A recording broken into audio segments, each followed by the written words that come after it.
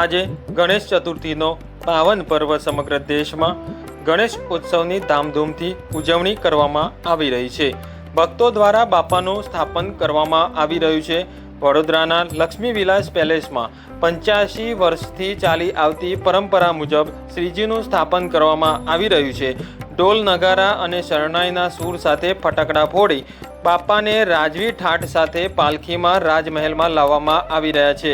શુભ મુહૂર્તમાં રાજવી પરિવાર દ્વારા ગણેશજીના શૃંગાર બાદ શાહી પૂજા કરી પ્રતિમા સ્થાપિત કરવામાં આવશે।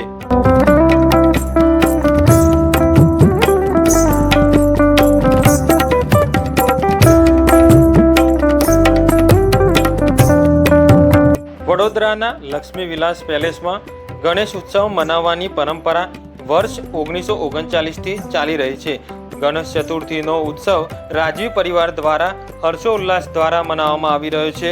લક્ષ્મી વિલાસ પેલેસમાં અનોખો શણગાર કરવામાં આવ્યો છે। છેલ્લા 85 વર્ષથી ચાલી આવતી પરંપરા આજે પણ કાયમ જોવા મળી રહી છે। પહેલાના સમયમાં નક્કી કરાયેલી ગણેશજીની પ્રતિમાનો રંગ, સાઇઝ અને વજન આજે પણ અહીંયા જોવા મળી રહ્યો છે।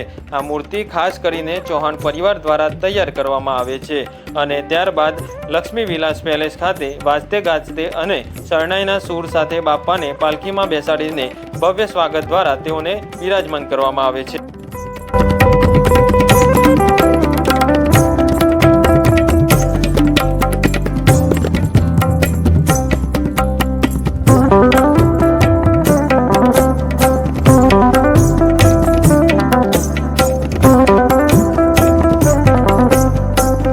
વર્ષોથી લક્ષ્મી વિલાસ પેલેસમાં મૂકવામાં આવતી ગણેશજીની પ્રતિમાની ખાસ વાત એ છે કે આની ઊંચાઈ 36 ઇંચ અને વજન 90 કિલો હોય છે, જેથી પાલખીની અંદર સરળતાથી ગણપતિજીની પ્રતિમા બેસાડવામાં આવે છે।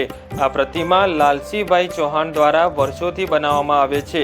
ગણેશની મૂર્તિ દરેના શણગાર કરવામાં આવતો હોય છે। હીરા મોતી જડિત આભૂષણો પહેરાવી રાજગુરુ આચાર્ય પ્રેમદત્ત વ્યાસ દ્વારા શાહી પૂજા કરવામાં આવે છે, જેમાં રાજવી પરિવાર જોડાય છે। વર્ષ 1939થી ચાલી રહેલી આ પ્રથા આજે પણ જીવંત રાખવામાં આવી છે।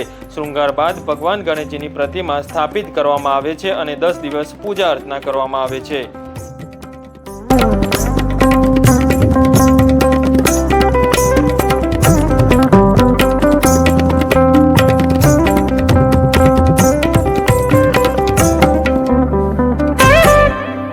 લક્ષ્મી વિલાસ પેલેસનું નિર્માણ મહારાજા સયાજીરાવ ગાયકવાડે કરાવ્યું હતું।